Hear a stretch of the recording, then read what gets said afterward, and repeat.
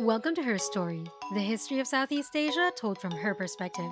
We'll discover historical figures, matriarchal societies, and contemporary female icons, and maybe learn about ourselves along the way. I'm your host, Agus Ramirez. Before we begin, I'd like to take the time to share a couple of very cool things that happened this month. First, Her Story Southeast Asia was a finalist at the Asia Podcast Festival Awards held in Singapore on December 4. Our category was Best Arts, Society, and Culture Podcast. The winner was ultimately Misconduct, an Indian true crime podcast with Ragavi and Nisha, linked in the description. Please do check them out as they are doing excellent work in spotlighting women's stories in their unique and often humorous way. Second, the podcast was featured on the South China Morning Post print edition on December 10 under Podcast Highlights by Jared Watt. This is just the second time the show has been featured in a mainstream newspaper. The first was, of course, in the Straits Times article, Filipinos Find Podcasts to Be in Tune with Their Culture by Raul Dancel in August last year. It's been an exciting year, and while my uploads have not been as consistent as I want them to be, I just want to thank everyone for being here. More and better things are coming, I promise. If you want more Her Story, go over to the Patreon and join Karen, Cairo, Xiaomei, Jennifer, Christina, Raul, Raymond, Matt, Ashley, Charlie, and Yati, who have been supporting the show and have made it possible to upgrade the microphone. Alright, so those are all my updates. On to the show! In this episode, we're going to talk about the black and white Amahs, Chinese women from the southern provinces of China who emigrated to the Straits settlements in the Malay states in the 1930s and established themselves as domestic servants par excellence.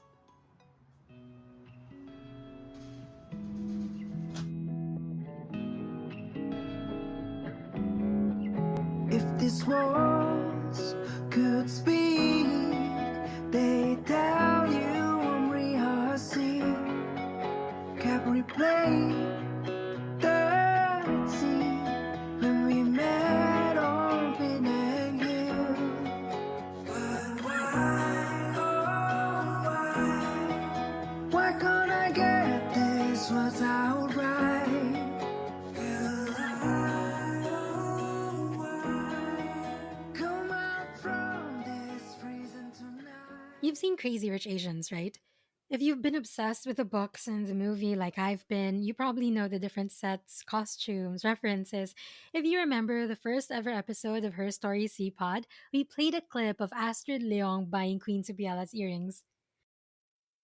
On a recent trip to Penang, Malaysia, one of the places I absolutely wanted to see was the Chong Pat Se Blue Mansion on number 14, Lebu Leith, Georgetown.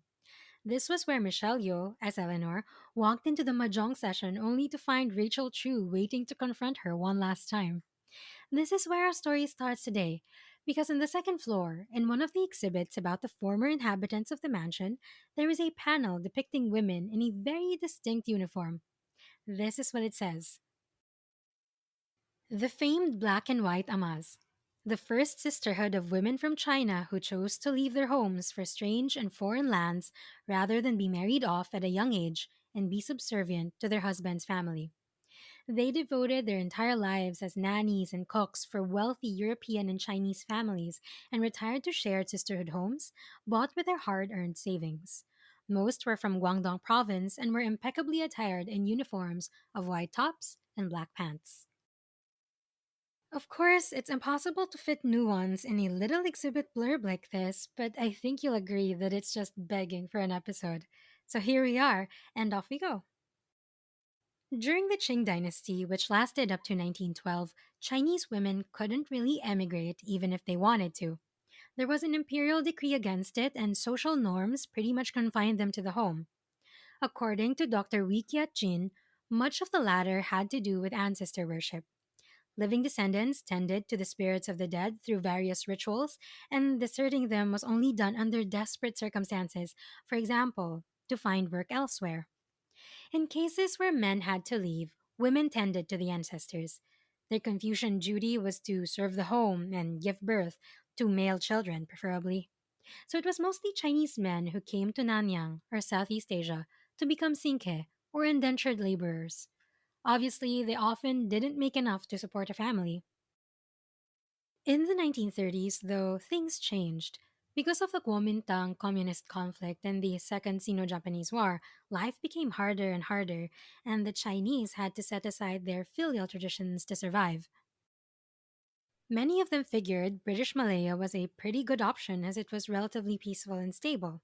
But in 1933, the British passed the Aliens Ordinance of Malaya to regulate the admission of immigrants, mostly male immigrants. The cost for women to migrate to Malaya was much cheaper, and until 1938, there wasn't even a quota at all. It's said that shiploads of Cantonese women arrived to make money for their families. But while their families encouraged them to go, they also urged them to become chushunu, to swear before the goddess Kuan Yin to remain spinsters. See, if they married, their earnings would go to their husbands, and their families would get nothing. If they married, they would be urged to become poluchia, to not sleep with their husbands in both senses of the word. Between 1933 and 1938, around 190,000 women came to Malaya, and those who could became the black and white Amahs, Ama meaning elder sister in Cantonese. So, the year is 1933, and a Chinese woman arrives in Penang. For our purposes, we'll call her Dotai. She's young, around 18 years old. She's nervous, hopeful, ready for this new life that would set her apart from most women in her old village. What does she do first? Well, she would either find friends or relatives or register with a kongsipang, or lodging house, where she could stay until she found work. Kongsipang's were typically two-story houses with 4 or 5 rooms, rented out at low rates. They were either run by female laborers, who were then known as coolies, which is a controversial word, of course, or amas themselves, who managed it like a cooperative. If the Kongsipang was run by a female laborer, she would typically have stable renters, families who would be there for months or even years. She would have just one room for the constant stream of amas. As many as 10 of them would share a room if there were many arrivals or if they were between jobs.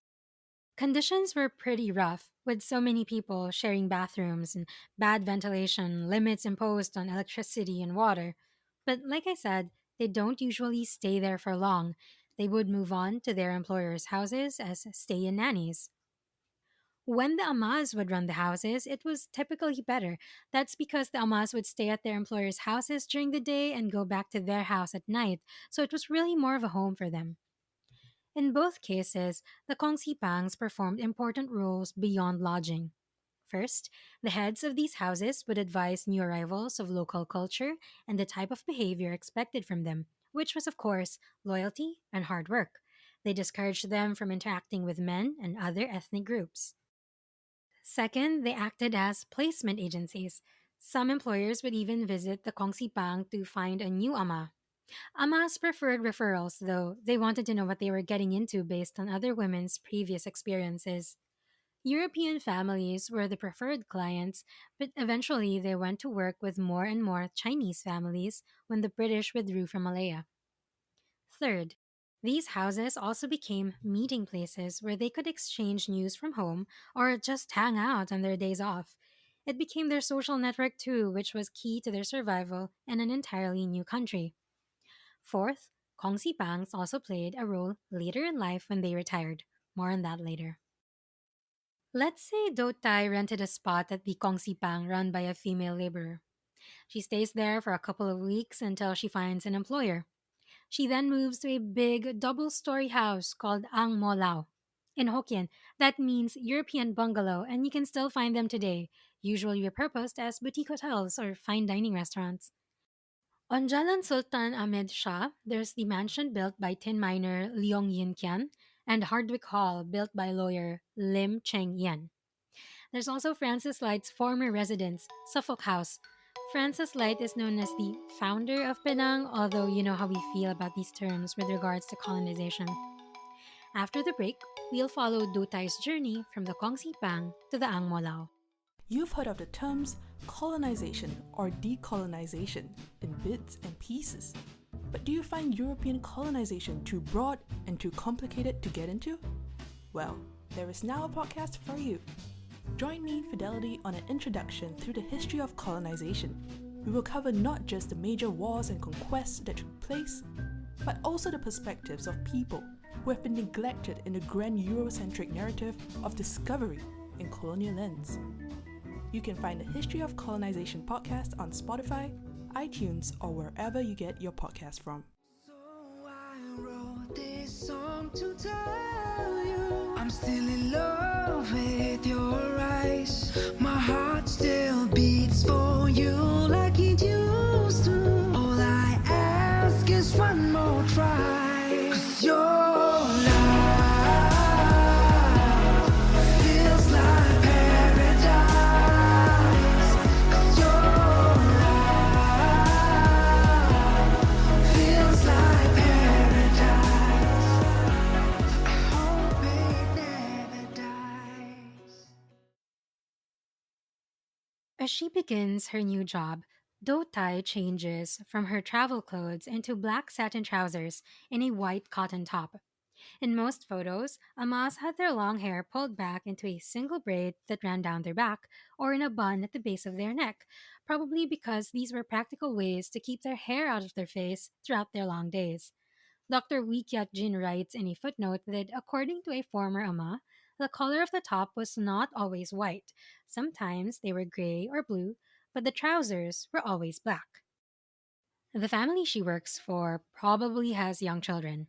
We can imagine her being in charge of babysitting an infant.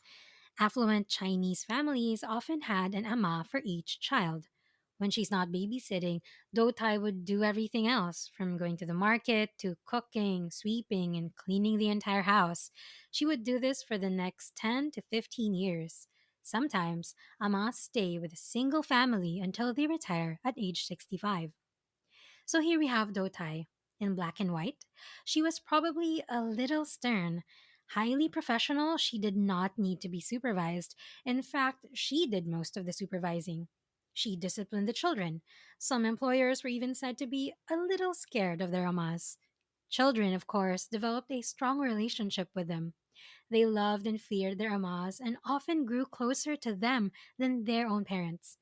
The Amahs would become very attached too and would treat the household as their own. Over time, someone like Dotai would be regarded not as hired help, but as a member of the family. At the end of the month, Dotai would get $5 to $15. This is significant because male servants would demand up to $30 a month. So eventually, most families preferred female servants who, yes, worked for less. She would send some of this money to her relatives in China and also use it to prepare for retirement. She would be thrifty in all respects, and while she would keep up with what was happening back home, she would only visit a few more times for weddings or funerals. She would remain unmarried. The outright rejection of marriage was actually a distinct trait shared by a majority of Amas. Claire Lowry had a great term for it: a history of radical marriage resistance. According to Marjorie Topley, from the early 19th to the early 20th century, numbers of women in a rural area of the Canton Delta either refused to marry or, having married, refused to live with their husbands. Typically, they organized themselves into sisterhoods. That tradition of sisterhood lived on, as you will see later. In a study by Ho It Chong, the Cantonese domestic ama, her informants gave the following reasons for staying unmarried. 1. They were afraid of becoming a slave, whether by their husband or their in laws. 2. They didn't want to bear children, partly because of the very real possibility of dying in childbirth, which they believed brought great punishment after death. 3. They didn't want to marry the wrong type of man who would abuse them. And 4. They didn't want to become second or third wives, as polygamy was the norm among Chinese men at the time. While they themselves didn't want to bear children, they would often adopt a daughter, housed with a couple while she was working. She would provide for all her needs, including schooling, and even arranged for her marriage. Why a daughter? Because female children were considered more loyal and dependable, and more likely to take care of their adoptive mother in retirement. Reminds me of that episode about girlhood in colonial Manila with Talawong. Check out that episode if you haven't yet. Many Amas were illiterate but would eventually be able to read and write simple Chinese or speak English as a result of working for English families. On her days off, she would visit her former Kongsipang or become friends with another network of Amahs. Then she would return to the Angmo to resume her place as the domestic servant par excellence. And so it would go on for years, then decades, until it finally came time to retire. Imagine your dotai, 65 years old, you have no family by blood anymore. Having stayed single all your life, you have some savings, you don't want to or can't return to your hometown in China. You have a couple of options. First, you could retire to your Kongsi Pang. If you visit Penang, you can visit Love Lane, where a few Kongsi Pang can be found. This is very near the Chongfatsu Blue Mansion. Most of the Kongsi Pang are located in the old parts of Georgetown, and they are becoming increasingly rare as the old occupants have already passed away.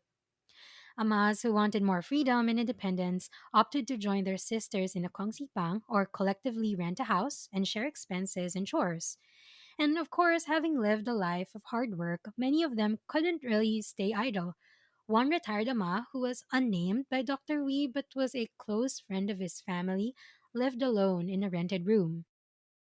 She made a living by selling Chinese New Year cakes, performing rituals for the sick, attending to funeral rites, praying for good health for people during festive occasions, providing services at weddings, cooking for home parties, and cleaning houses.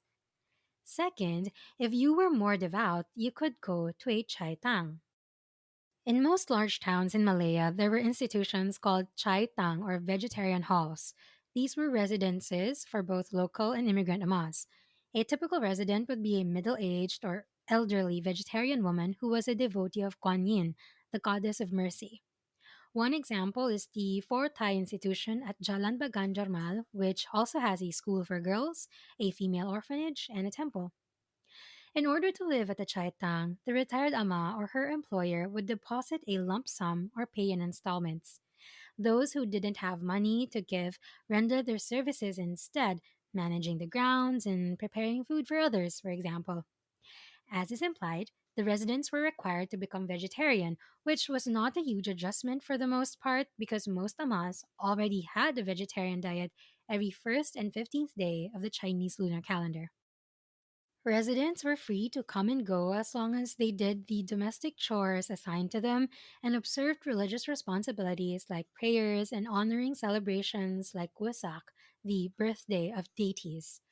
Their lives at the Chaitang were relatively peaceful, with most of their time spent in meditation and prayer, though they were not considered nuns.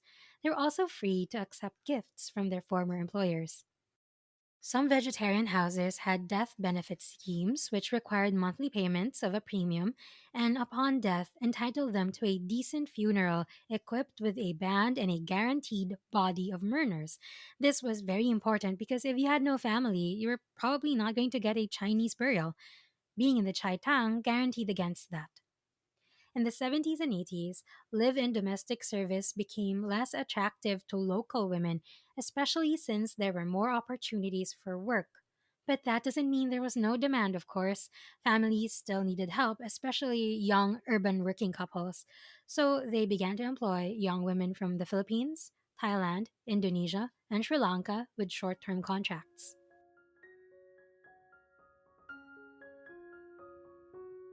The year is 2020. A very old woman is sitting in a wheelchair in the Peace and Harmony home on Jalan Thomas in Penang. She's wearing a white blouse and black trousers. Her gray hair is gathered in a bun at the back of her neck. She's smiling at someone off camera. This is the real Dotai, not the fictional one we were following in this episode, though she probably went through many of the same things we talked about. Her full Cantonese name is Ngan Dotai. She's known as Malaysia's last living Ama. Probably born around 1915, she would have come to Penang as a teenager in search of a new life. It's assumed that she served families in Penang most of her life. In the 1970s, she was recorded as helping out at a temple on Burma Road. She would have been a decade from retirement at that point. Eventually, she came to live in the home on Jalan Thomas. She doesn't remember much about where she came from. She lost her identity card decades ago, and her fingerprints can no longer be scanned because they're worn out from work and age. Still, according to the article about her on the South China Morning Post, she hoped to reconnect with her family in China. I couldn't find any more recent article about her, but I really hope she got her wish. At the 68th Venice International Film Festival in 2011, Anne Wei's film A Simple Life about a Hong Kong ama named Sister Peach won four awards, including Best Actress for Dini Ip. The film, based on a true story, follows an unmarried, middle aged Hong Kong film producer as he cares for his elderly ama until her final days, showcasing her tenacity and the impact that she made on him and her family. While this episode certainly seems less heartbreaking than most others we've done in the past, it's important to remember that these fascinating women, these Amahs, still endured so much difficulty throughout their lives. But they made the most of what they had and turned to each other for support, and for the most part, succeeded in claiming and maintaining their independence at a time when it was very difficult for an unmarried woman to do so. They made their own way, and they made their mark, and they were a class all their own. There's a lot to learn from their stories, even for us, especially for us, who are still trying to make our way in the world. That's it for episode 21, The Black and White Amas of Penang. The beautiful song in this episode is Penang Hill by Malaysian singer songwriter RJ Kevin. You'll find his links in the description, and I'll play the rest of the song at the end. If you want to join the Patreon, you can give as little as $1 to get a copy of the show notes with all the references, a shout out at the end of the next episode, and access to bonus episodes. Don't forget to follow us on Facebook, Twitter, and Instagram at Her Story C Pod. That's Her Story SEA Pod. There are so many more stories to tell, and we're just getting started. This podcast was hosted and edited by Agus Ramirez. Thank you for listening, and we hope to see you again next time. Stay safe and healthy, everyone. Sampai jumpa lagi. If the stars they could see